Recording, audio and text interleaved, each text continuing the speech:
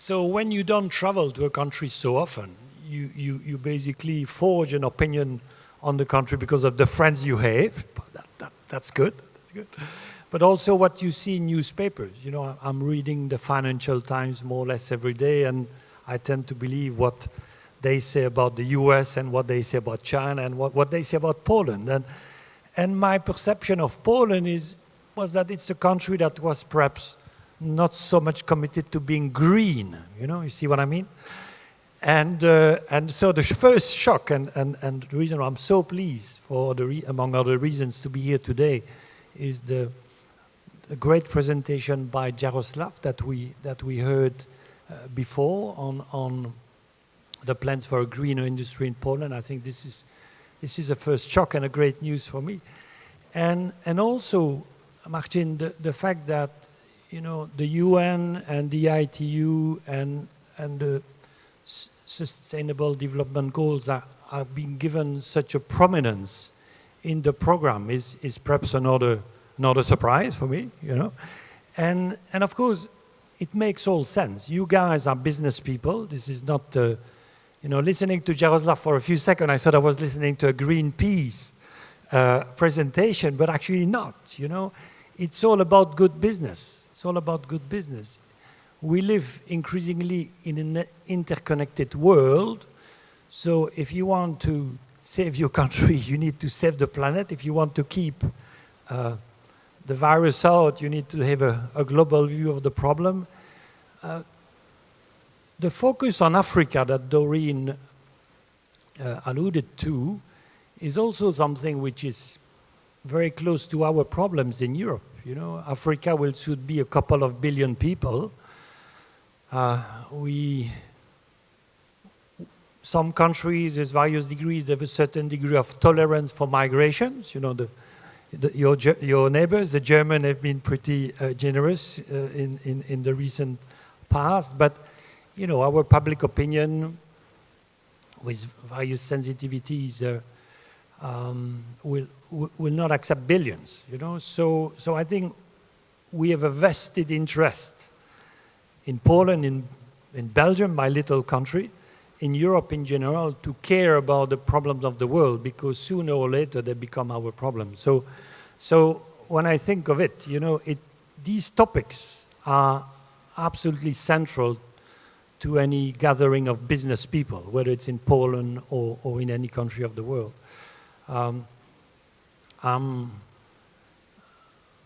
I'm deeply convinced, you know, that Europe has a huge role to play. Europe is an economic giant.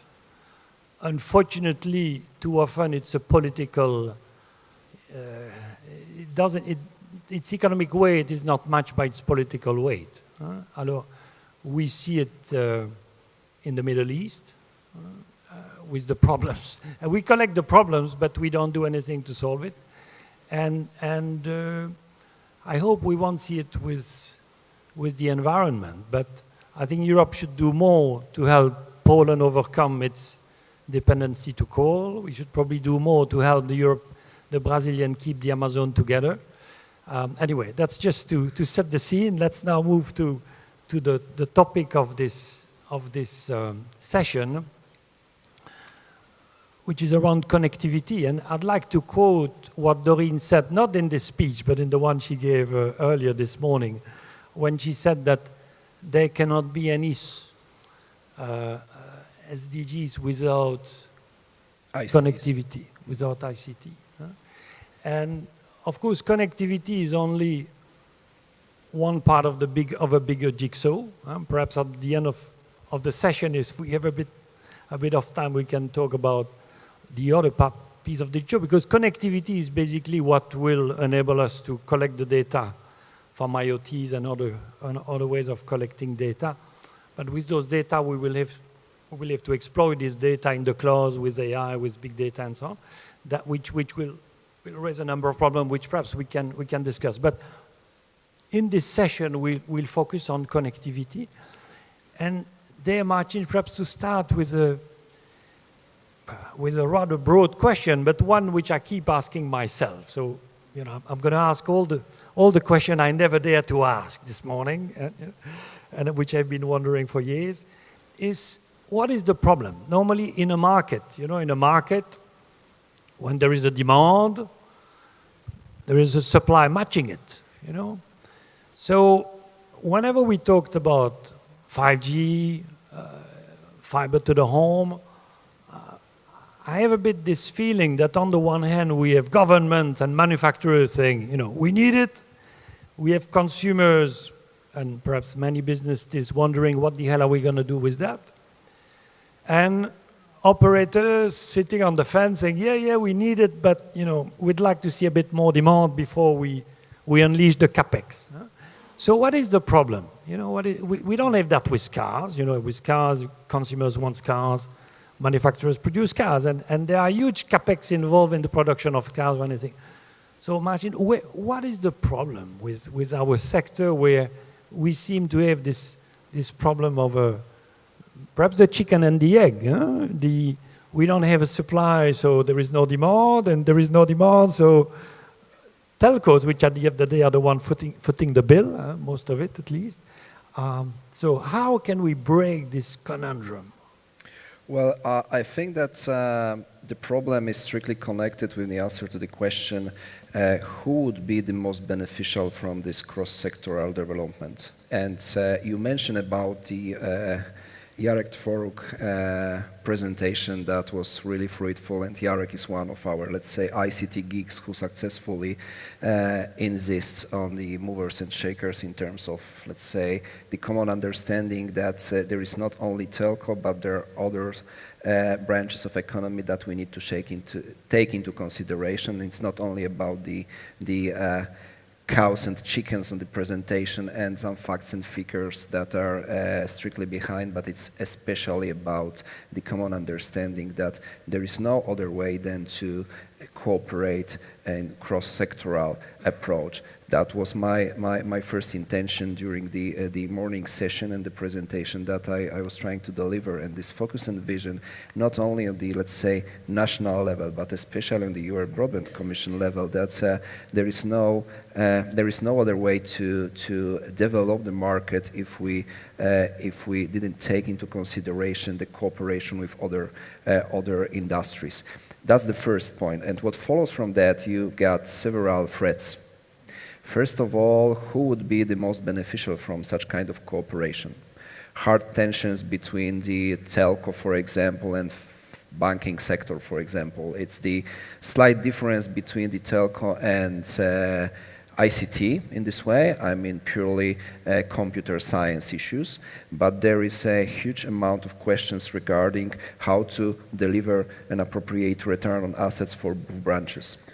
The other issue regarding the 5G, for example, it's strictly connected with the cooperation between telco, as I mentioned this morning, industry, transport and energy. That seems to be the most beneficial flywheels for the fourth industrial revolution, but still we missed this opportunity this year to join Barcelona Congress to find out about the latest words in terms of technological development, but we know exactly what was the final outcome from the previous Congress, previous conference. It was that you need to guarantee a level playing field for all market players.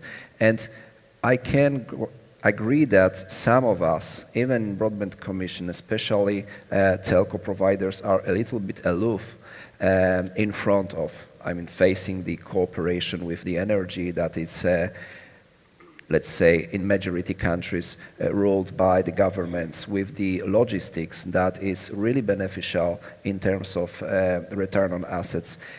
But it's happening, and there is no other way than to join the club and to start looking for some opportunities and business cases. The last but not least, I think that we are working as a European markets, even European market, not one European market, but European markets. We are working in our, let's say, silos, and it's visibly divided between each EU member states. Of course, there are some projects like roaming, like interconnection relation that we need to include in our portfolio, but more or less we are a little bit aloof in front of, let's say, going outside our, let's say, comfort zone, if you know what I mean. It's rather than business, it's sometimes even psychological barrier to cooperate on the international level if you are not a member of the international intergroup, like, let's say, huge company.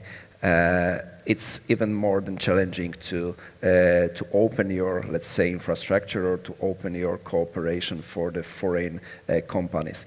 That's quite difficult if you escalated that on the, let's say, global level. European Commission, UN Broadband Commission, ITU collaboration. You could see that, of course, we can meet 3-4 times per year to go through that, to think about the promotion prospects for all of us. But after that, everyone is coming back to, let's say, national playground, and it's looking for, let's say, a national level of let's say, return on assets. And it's not how it would be organized in future. If you combine it with the, let's say, US market, with the Chinese one, there are more and more influences, and it's not only about the infrastructure delivery, it's not only about the let's say, devices that are coming from Asia, or the hard tensions regarding the, let's say, 5G development with or without Chinese infrastructure. It's not how it works. It's about the, let's say, global cooperation, and the only issue is to clarify to which extent, to which level we can investigate that, or to which level we can, let's say, release and leave it, let's say, behind the, let's say, regulatory regime. I just wrote down strategic autonomy. That's perhaps something that we can discuss. Yeah, that's how it works. Just perhaps a quick comment on my side, listening to you, Marcin, about the importance of international cooperation. And I'd like to make a short personal testimony here. Because of my job, I'm lucky or unfortunate, say my wife, to have to travel around the world all the time. For next week I will be in Argentina and Brazil, but I go pretty much everywhere. And what is always, you know, we Europeans are, including myself, are pretty critical about, you know, EU law and EU law in telecom. Tomorrow afternoon I'll have a session on the code for those of you who might be interested, and you will see that I'm not very necessarily very kind with what we have achieved, but that's another matter. But outside, whenever you feel as a European a bit depressed, you know, I recommend that you take a trip anywhere, perhaps not in the US, but anywhere else. California would be fine. And then you are welcome as somebody coming from a region where regulation is balanced, where the interests of the citizens are taken into account. So whenever you feel depressed, do that. You take a trip to pretty much anywhere, and you say that you are going to come and speak about our regulatory framework, whether it's on the telecom side, even more on the data side, you know, what we have achieved in the field of privacy, what we are working on at the moment in the field of artificial intelligence, is something that the whole world, okay, not China perhaps, at least not the Chinese government, perhaps not Trump, but pretty much everybody else is looking at, not to copy, but as a source of inspiration, you know, including, by the way, in the region where Bokar comes from, the Gulf states, much to my surprise. Anyway, that was a comment. So what would you like to copy from the US market? Hello. Implement to European conditions? I think what the world wants to copy from the US market is the tremendous dynamics of Silicon Valley. That's on the data side. But this is a session about connectivity. Huh? And I'm going to make a crude short description of the US connectivity market. In the 90s, when I was young, I was reading, you know, I started my telecom career in the late 80s, and at that time there was you know, there was, if you wanted to do benchmarking, there was nothing in Europe, you know, because we were all monopolists. There was the UK, which had already a duopoly, and the US had something. So, you know, young guys like me, we were reading FCC dockets every day. And throughout the 90s, Europe and the US progressed pretty much in parallel. You know, if you look at the 96 Telecom Act, the thing they had on local loop unbundling in the late 90s, they were pretty much what we did subsequently in Europe. And then in 2002, 2003, the US and Europe, you know, split a bit like the, I don't know, the Protestant and the Catholic, you may say. And we now, regulatory-wise, we believe in different religion, if you like. The US believe that wholesale regulation, you know, is something which is an impediment to investment, you know. And we in Europe, we have, you know this business of market analysis. We basically believe in a combination of service-based competition and facilitated competition, this famous theory of the investment ladder. Now, who is right? Who is right? You know, you may say, Philippe, after so many years, let's look at the outcome and who was right. Was it the US who made the right switch 20 years ago? Is it Europe who is pursuing with this, you know, seemingly endless layers of regulation on wholesale? The problem is, it depends what you want. You know, it depends what you want. If you want to maximize capex, if you want to maximize capital expenditures, well, there is no doubt that the US is winning because per capita, they invest roughly twice as much as we do in Europe per capita. Now you may say, Philippe, you're comparing Apple with speed. The US, you have big cities, but outside of that, it's a huge land, you know, much more costly to fiber to cover than small Europe. You know, Europe is a pretty small place when you think of it, with 500 million people.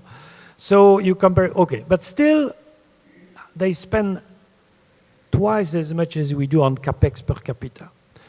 Now, you may say, Philippe, I'm a consumer, I don't care about what the industry invests. What I want is the price that I pay. I'm really price conscious. But then Europeans are winning because it's a crude thing, but roughly prices in the US are twice as high as in Europe. Now, in Europe, it varies from country to country, you know, but the order of magnitude would be that one. So what do I like in the US? It depends. It depends what you want to achieve. You know, that's always the thing in the policy making. First of all, you need to set your objectives.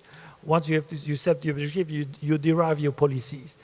I would say that in Europe, we have favored intense competition. Sometimes some people could argue too much competition. You know, it's a comment that you hear often. You know, I know there are perhaps, I'm a French speaker, although I'm Belgian. You know, in France, there is a lot of talk about this. There's too much competition because prices are really low. At the same time, voilà. So that's what could be said, perhaps. Again, you know, in very few words. Can I just come in here, because there is the one other issue that the U.S. market is famous for, and one that comes to my mind right now is that the FCC, the Federal Communication Commission. It was 1994, if I'm not mistaken, when Steve Nash was awarded with the Nobel Prize for the game theory, and in the same year the FCC was the first regulator who successfully decided to use the game theory for the infrastructure rollout and the auction for the first spectrum distribution. So that's one issue that you can find in Wikipedia about the US telco market and the spectrum issue, that it's really interesting. Right now, US is going to find some, let's say, budget money for those operators who would be reshuffled from the spectrum bandwidth, so as to release that for 5G and other providers. But what I really admire, and maybe, you know, I've heard a joke that the best with FCC is that they do not report to European Commission, and that's why they are so successful. And that's something that we are not able to avoid in Belgium or in Poland, as we need to cooperate in BEREC and to cooperate with European Commission, fulfilling our, let's say, imposed obligations on regulatory authorities in Europe. But it's completely different economy. That's what follows from, and in different penetration as well. But what is really in line with our approach is that even in US, or especially in US, you've got this, let's say, multi-sectoral approach regarding the branches of economy. Of course, they use cable industry, they use DOCSIS 3.0 as the most beneficial, let's say, fixed technology right now. The fiber is also going to be delivered by Verizon and the other operators using some more and more advanced technological solutions, but it's still, let's say, in the minority of the market shares. The majority is strictly based on the DOCSIS 3.0 or 3.1. When in terms to 5G market, something that would be, let's say, really beneficial for Polish and European market providers would be not to limit the reservations for spectrum. I mean, in Europe, in terms of, in line with COT is 15 years plus 5, if I'm not mistaken. In US, there is no limitation. In some other countries, like Korean market, is completely, if I'm not mistaken, free of charge. So that's a different reality. But coming back to this general approach you mentioned about, I think that they've got really cross-sectoral approach regarding the cooperation between industries. Ajit Pai is a friend of mine, you know Ajit as well, and we spent a couple of hours talking about the differences between Europe and US. Of course, there are some, let's say, differences regarding the spectrum, regarding the infrastructure release, but what is the biggest, let's say, the biggest difference is that we are still sectoral, and the, let's say, US market is cross-sectoral, and that's the biggest difference right now. That's what we need to overcome in future, I guess, in Europe. I hope that the code will bring us much closer to that, but who knows, as you mentioned, it's quite challenging and difficult even to understand what we need to deliver in 2 years' time. Thank you for drawing the attention on how innovative the US has been on the spectrum front.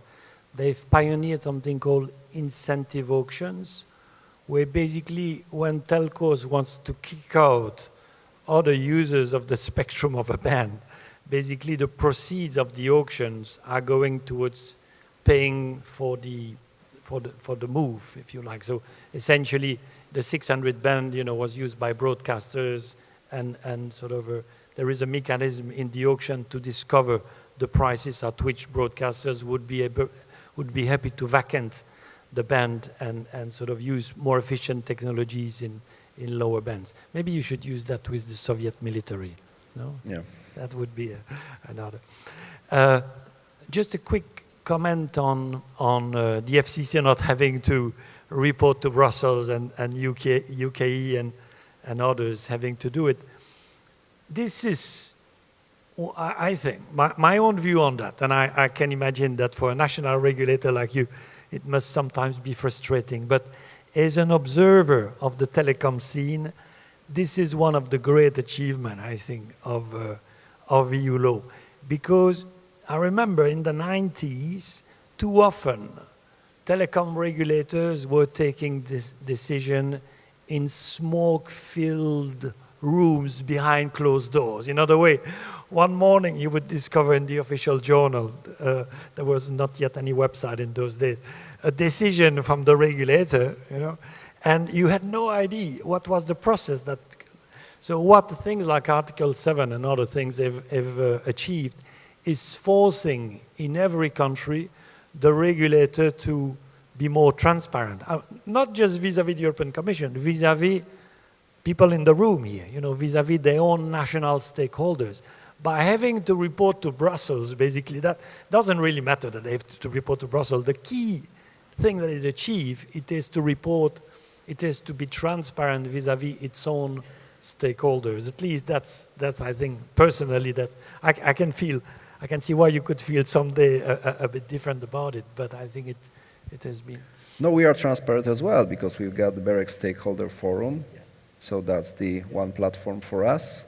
But on the national level, for example, in Poland, we've got really strong, let's say, really strong and close-knit community, if you know what I mean. Everyone knows each other. We've got 4 chambers, and for example, for me as a regulator, it would be a disaster and harmful, even fatal, if I decided to, let's say, announce anything without the, let's say, confirmation that more than 50% of the market is for, not against. Of course, there are some tensions regarding the way we use so as to, and the tolls we impose on operators to achieve our goals, but let's say the final goals are indisputable. So that's how it works. Of course, with over 3.5 thousand telco providers in Poland, active providers. We are not able to guarantee the level playing field for all of them, but we want to guarantee the same level of awareness of our goals and, let's say,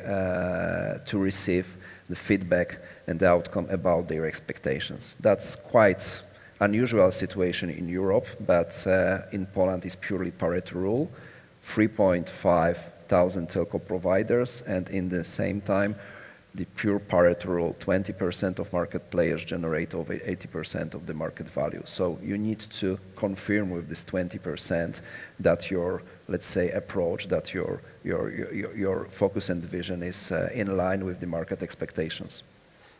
Marcin, back to what we discussed earlier, the targets in terms of connectivity.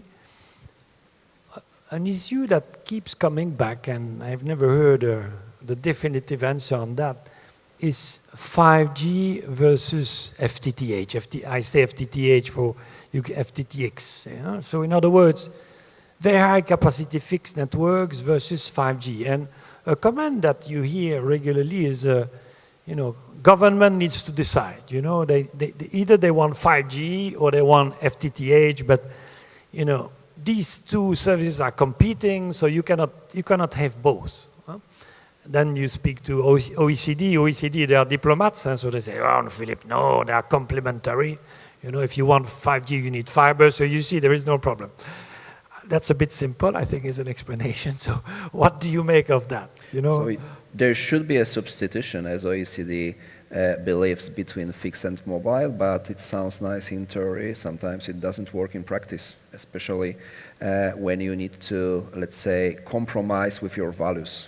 In many countries, as I mentioned this morning, Poland is a good example in Europe because we use EU funds and purely fixed infrastructure to deliver broadband to the, let's say, widest of the wide gaps in which there is no appropriate incentives for investments. But if you combine that with the, let's say, South Africa or even Oceania countries, that the strong, huge amount of money is delivered to for infrastructure rollouts, it's obvious that you need to compromise your values. So there are areas where, let's say, fixed fiber optic access would be never achievable for the end user in terms of infrastructure as well as in terms of price. So the mobile is the only solution.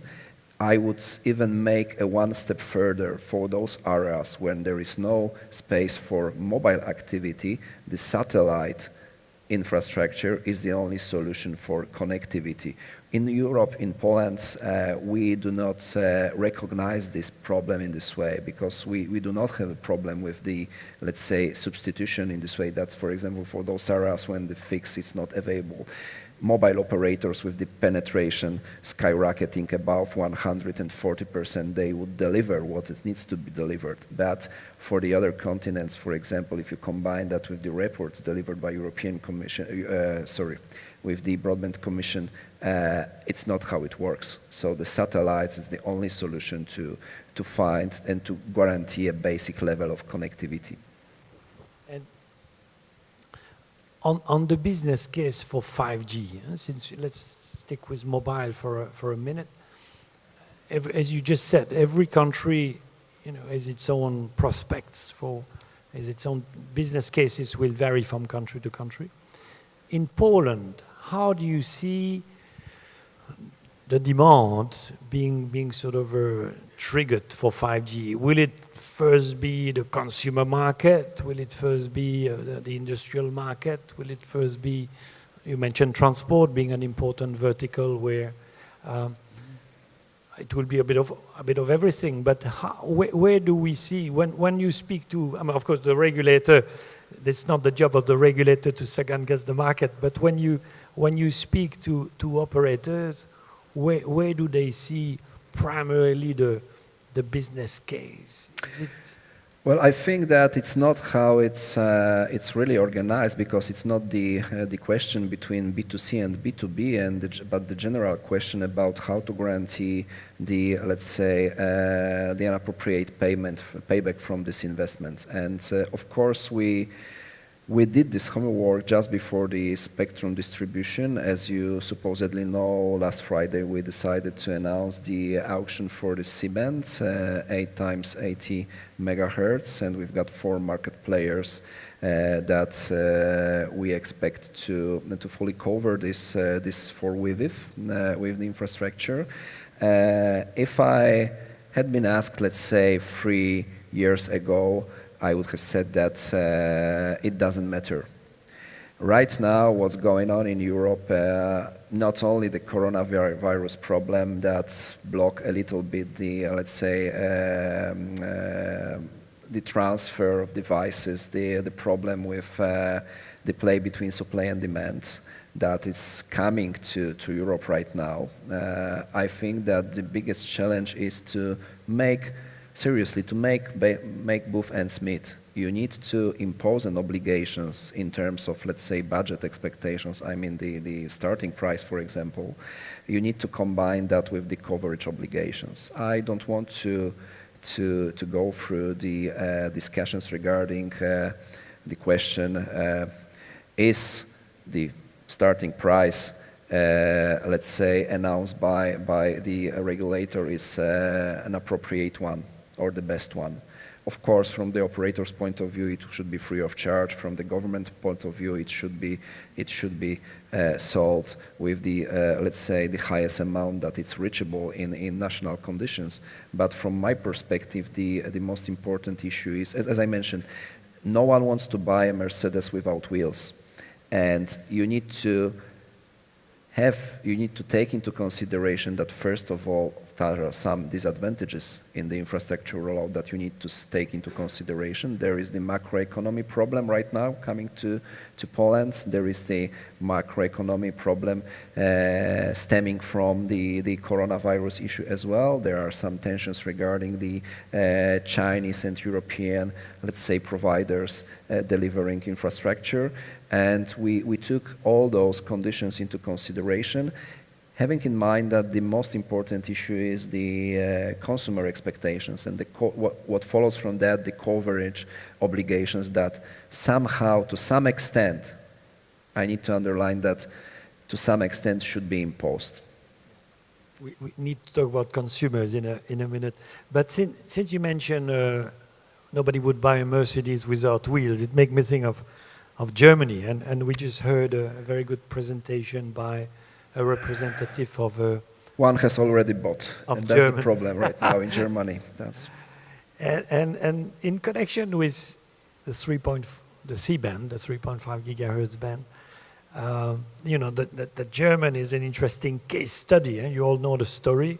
There was a good lobbying from the German industry to say we need our own 5G because we're not sure that operators will be able to meet our needs.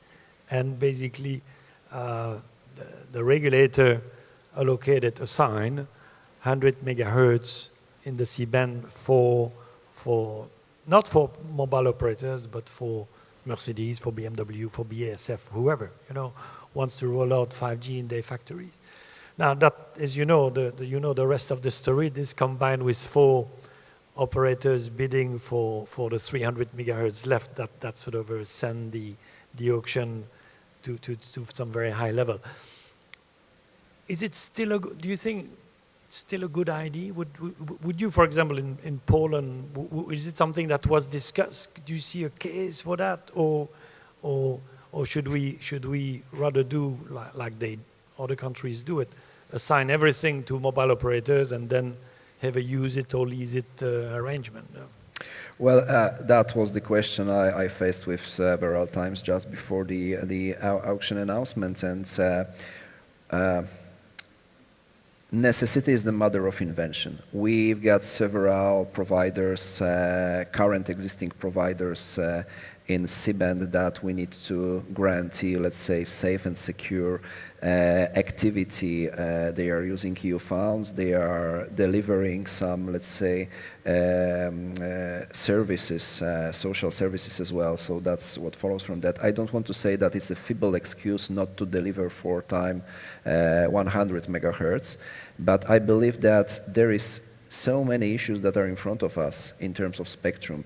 You know, you didn't mention that this German approach was completely against the Commission expectations, because Commission expects regulators to deliver as much spectrum to the commercial business, to the commercial industry as it's as possible. But I believe that you need to release some Wi-Fi bandwidth for future. I didn't have this privilege to inherit such kind of scenario from my my predecessors, because they were completely different reality. We successfully supported WiMAX solutions. We successfully supported, let's say, broadcasting in 700 megahertz, and now we need to reshuffle these providers and digital terrestrial television to the lower bandwidth. But when it comes to C-band, I believe that is a compromise not only with the current providers, but also with the, let's say, future expectations that would sooner or later would come from the industry. There are more and more solutions, and we are sometimes, as a regulator, we are asked by our international colleagues, I mean international entrepreneurs, about the C-band for future, and the final feedback is that they don't need mobile operators for that.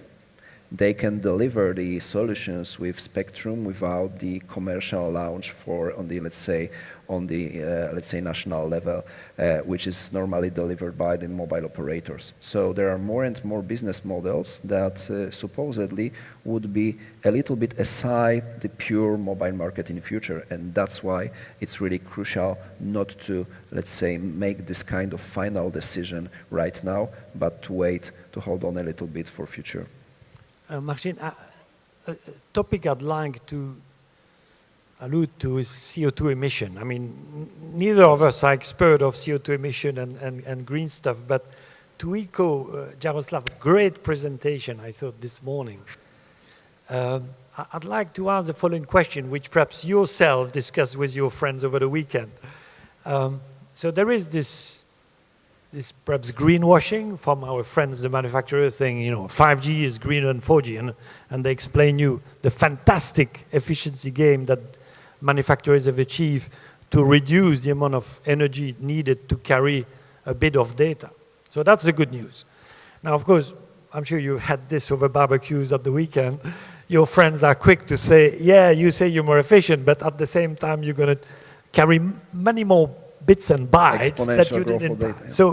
So we have a more efficient networks, that's true, but at the same time, you provide capabilities whereby you are going to encourage consumption. So what is the score on that? What is your, I'm sure some of you have had the same, you know, I find myself in a difficult position trying to defend my industry, but what do you make of that, Marcin? Well, I'm not a green guy because I use diesel engine, and I believe that it's still the best solution for me personally, but you are right, and you know, I'm not widely experienced in these green issues regarding the, let's say, health issues let's say, connected with the industry, and the only knowledge I am collecting is from the, let's say, state of the art, some solutions that are available, combining some some telco branch, and as I mentioned, energy, for example, or logistics. But from my perspective, of course, sooner or later we will come back to, we will face the problem of, let's say, replacing some labor power with the remotely controlled solutions. Of course, the exponential growth of data is really crucial issue, and I do not connect the environmental issues with the growth of data usage. I believe that we can still make both ends meet. But what is really important is that whatever it is, the problem of, let's say, environment, the problem of healthy issue, like with, let's say, the density of base stations or the others, the final message from the EU Broadband Commission is that apart from the collaboration, there is a need for, let's say, common understanding of the needs between the branches, because the synergy and the mergers between telco, energy, logistics, sooner or later will come, and I don't want anyone to be surprised with that. No, absolutely, I very much share that view. Hello, two things. The first one is, I cannot, well, now I can see you if I do this. Are there any, I've got plenty of other questions, but if there is a burning question in the audience, please let me know. Huh? And then another thing, perhaps Lydia or somebody can tell me, I see, is it the time that I've got left there, 8 minutes? Yes, if not, let me know. Huh? Otherwise, Marcin, it's again perhaps not a question strictly related to regulation, although regulation can perhaps accompany that movement, but something that perhaps doesn't surprise me, because I've been expecting it for a long time, but which we have seen in a big way in the last few months, is a different kind of investor arriving in telecom. You know, the name of the game whenever we talk about FTTH 5G is investment gap. Huh? My personal belief, it's not so much an investment gap than a demand gap, an absence of business case, you know. And of course, quite rightly, the CEO or the CFO of a telco, if he doesn't see a clear business case, he tries to delay its capex. Huh? That makes sense. But at this, what we have seen, and that's what I would like us to focus on for a minute, is private equity money, pension funds, if you want to use another words, investing into the passive parts of networks. You know, I wrote them down here. You know, recently in Spain, Macquarie is an Australian pension fund. They used to own the airport in Brussels, for example. You know, they bought the passive network, fiber to the home network of MásMóvil, you know, a large Spanish operator. Morgan Stanley has just bought a 50% stake in what is actually Portugal Telecom fiber network. KKR, which is this huge private equity firm that's well known, just bought part of the copper line network of Telecom Italia and is going to upgrade it to fiber in 10 years. And I could, you know, you've got Deutsche Class Fiber in the US. You've got, anyway, various, I'll stop there. But they seem to me that all of a sudden something is changing in the paradigm, and the name of the game before was telcos must be vertically integrated, and now all of a sudden, we've seen it with mobile. In mobile, you have this trend around the world for mobile operators to sell their towers to tower companies like Connex in Europe or American Towers and so on. And are we seeing this on the fixed side as well? You know, this is a big change that would be a big change of paradigm, or is it just a few isolated examples? It affects two, I mean, fixed as well as mobile industry. You mentioned about the American Tower that did extremely huge homework in Poland as well. Last year they were thinking about the investments in Poland. Of course, it's a commercial part of the market, so I'm not aware what's going on right now. But you know, I think that in Poland it's not the case of, it's not the problem of funds.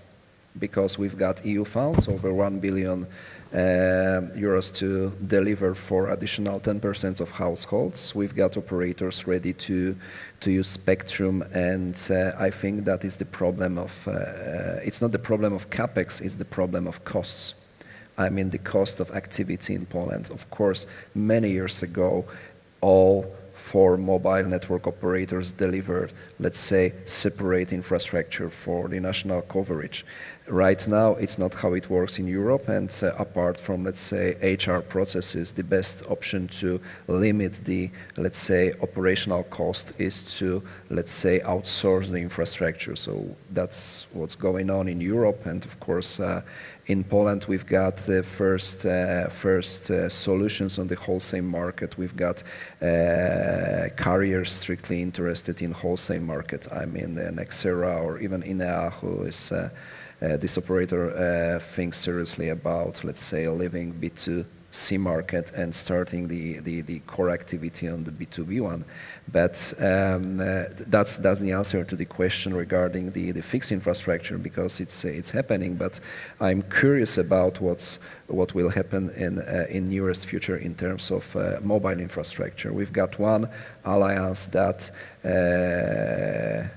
was made several years ago, and it's the cooperation between Orange and T-Mobile in terms of somehow passive infrastructure. But I think that it's a general approach that some operators are seriously taking into consideration for future. So you need to outsource if you want to satisfy your stakeholders, especially in front of such huge, let's say, capex for the further, investments regarding 5G or regarding fiber optics. It's still, let's say, more than 50%, as Dorian said, and that should be connected around the world. Yes. To perhaps talk about another change of paradigm is to talk about strategic autonomy.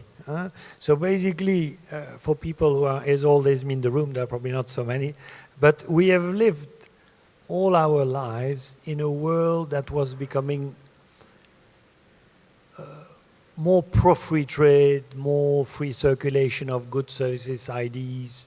We were all friends, you know. Since the end of the Cold War, we were friends around the world. And what we noticed, I mean, we can regret it and so on, but that's a fact of life. We seem to be entering now a new wave of increased nationalism, and whether it's the effect of the growth of China, whether it's the effect of Trump, whatever, it doesn't matter. We live in a world where nationalism is on the rise. And in our little sector of connectivity, but more broadly in the economy, there are increasingly talks about strategic autonomy. You know, is it right to rely on Chinese equipment and American operating system, and should we not, in Europe, become more resilient, you know, so that we can avoid the equivalent of the coronavirus, but in ICT terms, you know. This is, of course, a question well above my pay grade, perhaps also above yours, Marcin. This is very much strategic decision at the level of our governments. But, you know, as experts of the system, what can we say in terms of what is realistic? You know, can we do can we imagine a life in the short run without Intel chips and Huawei 5G base station? I mean, is it realistic? So you smoothly switched to the political issues from the telco market, and I take this challenge. I'm asking all the questions I always dreamed to ask you. Somehow you need to be a politician as well. I'm trying to do my best not to become a politician and to be far away from the political decision-making process, which does not mean that this process does not affect me in my operational activity. Rather than nationalism, I really admire neoclassical economy, and I believe that there is no need to instruct the private entrepreneurs how they should organize their business. It's not the, let's say, the most important white-collar clerk's responsibility. when you ask me about the which is better, the infrastructure, the national infrastructure managed by, for example, government than the private one, of course the play between supply and demand is organized in this way that it should be the private one. So as for example, as Stigler or the other economists said.